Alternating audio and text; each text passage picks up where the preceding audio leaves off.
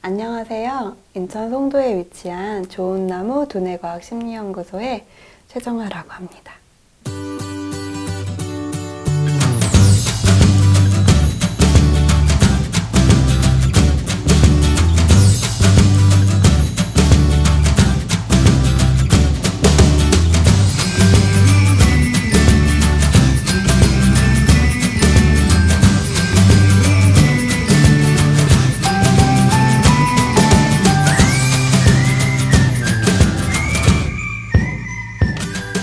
일단 제가 심리학을 공부하게 됐던 계기가 제가 어릴 때부터 소아정신과를 꿈꿔왔거든요.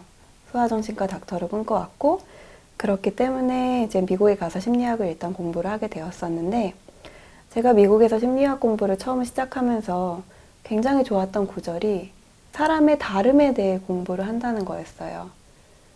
제가 커오면서도 부모님이 그 부분에 대해서 교육시켜 주셨던 부분에 대해서 굉장히 잘 정리가 되는 느낌이었고, 한국에 제가 공부를 마치고 와서 어떤 이름으로 센터를 열면 좋을까라고 고민을 하던 과정에서 사람의 다름을 강조할 수 있는 게 어떤 게 좋을까라고 고민을 하다 보니 나무의 모습은 다 다르고 어떤 나무도 좋은 나무로 확 정의되진 않지만 또 각각의 모습이 또한 좋은 나무로 정의될 수 있겠구나 라는 생각을 하게 되었었고요.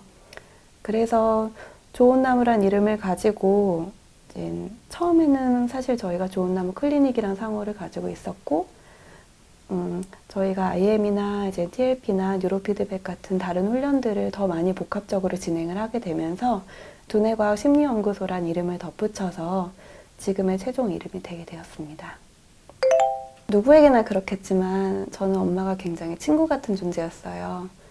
그 커다란 이유 중에 하나가 엄마가 하시는 일에 대해서 어릴 때부터 저한테 되게 많이 오픈해 주셨어요. 엄마가 일단은 어릴 때는 특수교육 치료를 하셨어요. 그래서 제가 엄마가 하시는 모습을 보러 갔을 때 제일 첫 기억이 초등학교 2학년쯤이었는데 중증 장애인들을 돌보고 계셨어요. 근데 그 친구들이 비록 사지가 약간은 틀려 있고 그리고 침을 흘리고 있었지만 너무너무 해맑은 모습으로 웃고 있었고 그 친구들이 한 활동을 할 수 있게끔 엄마가 도와주고 계셨거든요. 그 모습이 저는 너무너무 인상적이었고 그때부터 엄마가 하시는 일에 대해서 많이 묻기 시작했던 것 같아요.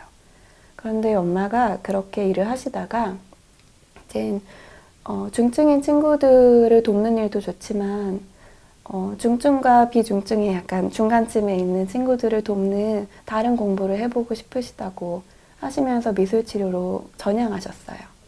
그렇게 되면서 또 다른 친구들의 사례를 듣게 됐었고 거의 평생을 미술치료사로 살아오신 엄마의 많은 사례를 저도 삶 속에서 공유하면서 살아왔던 것 같아요. 그래서 저는 엄마가 어려운 친구들을 위해 봉사하시는 모습도 많이 봤었고 그리고 치료하시는 과정 중에서 아이들이 어떻게 변해가는지에 대한 얘기도 들었었고 그리고 미술치료를 진행하시면서 그 친구들이 그려내는 그림들이 처음에 어떤 모습이었고 나중에 어떻게 변화해 갔는지도 보면서 자라왔어요. 그러다 보니 마음을 치료하는 엄마의 모습이 너무 좋아 보이고 저도 덕분에 많이 의지를 했었고요.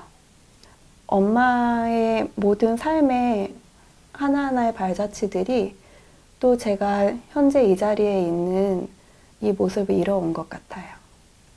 저는 원래 의대를 가고 싶었었고 사실 갈 수 있었는데 막상 이제 고3을 끝내고 대학을 가려고 하니까 겁이 나더라고요.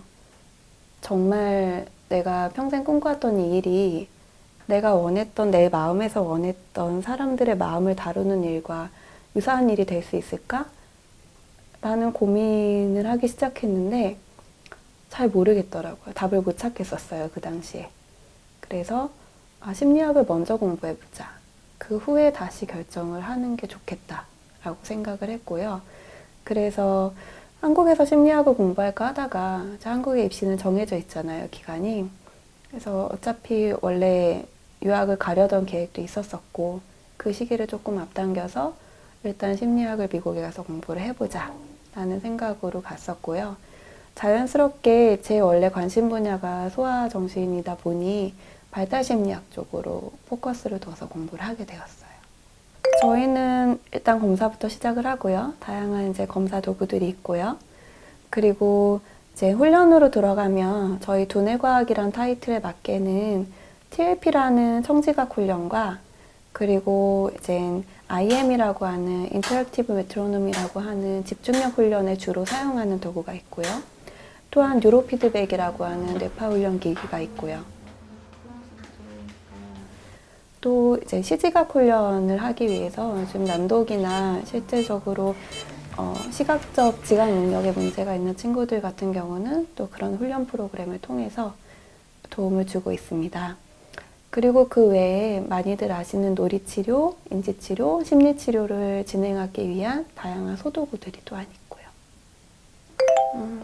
일단 첫 번째로는 아이들이 정말 개선이 되었을 때죠. 그 중에 하나 기억나는 친구가 유학을 간 친구인데 여러 가지 문제가 복합되어 있던 친구가 있었어요. 시작은 ADHD였고 그렇기 때문에 학습장애가 있었고 학교에 적응을 잘 못했고 그래서 결국은 이제 외국행을 택했던 친구였는데 이 친구가 저희한테 왔을 당시에 불안도도 굉장히 높았어요.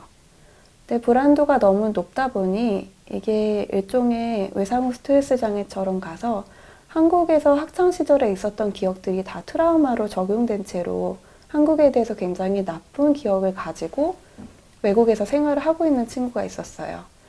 그래서 저희한테 왔던 이유는 심리적인 것 때문이었지만 이 친구가 저희랑 얘기를 하고 검사를 하고 훈련을 진행을 하면서 많은 것들이 개선되는 걸 느꼈나 봐요.